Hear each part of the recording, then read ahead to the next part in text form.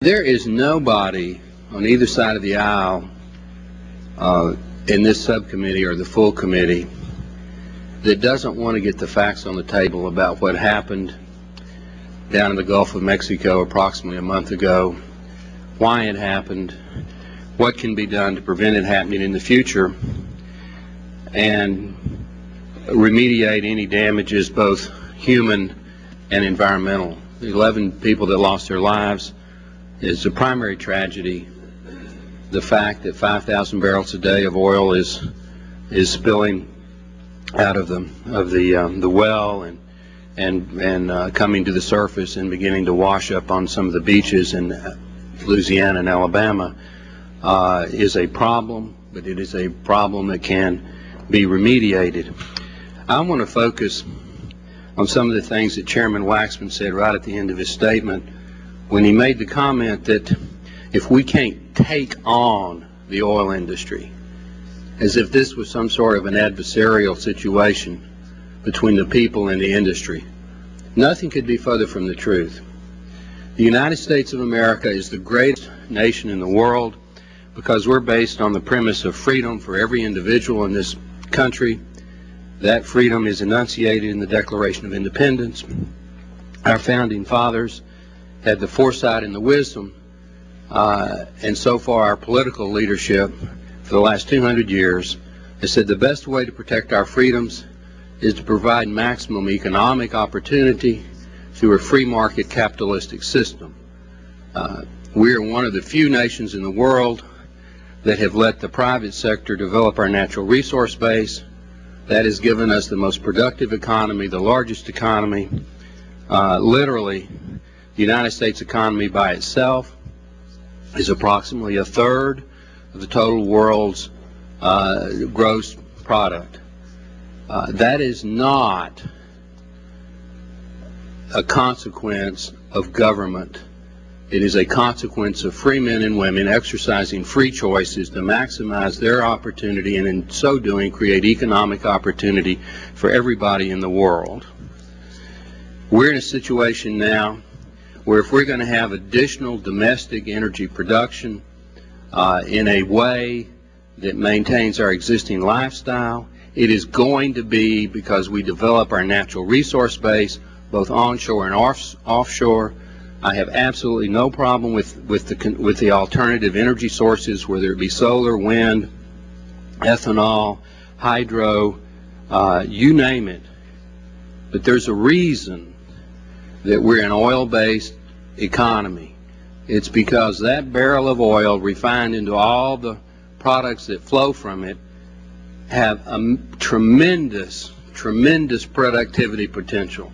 You can take a gallon of gasoline and you can power a 4,000-pound car with 4 adults in it at 60 miles an hour in air-conditioned comfort down the highway all the way from New York City to Los Angeles, California.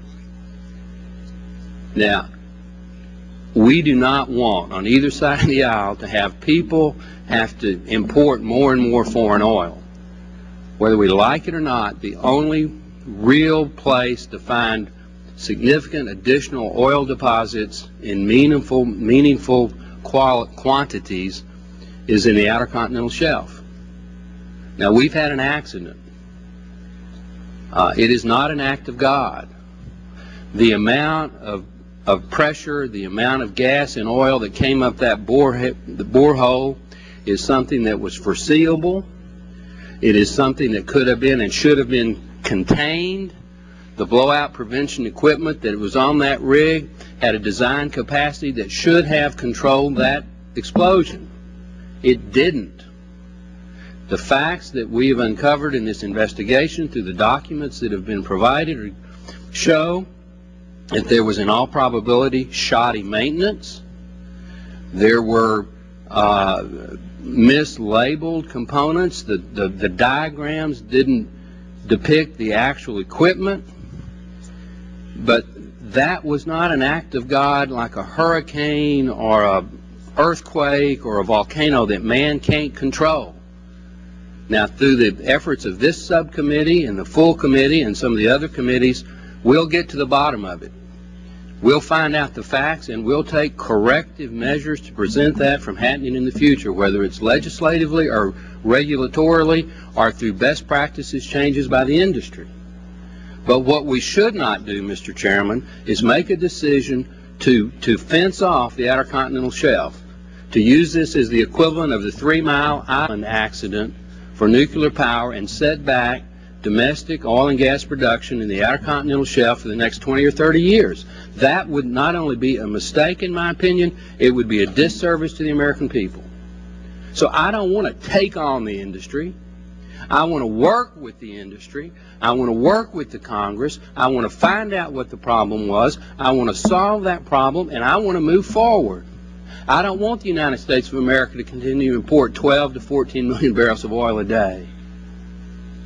That one well in the Gulf, although British Petroleum has not been explicit, that one well probably has the potential to produce 50,000 barrels of oil a day.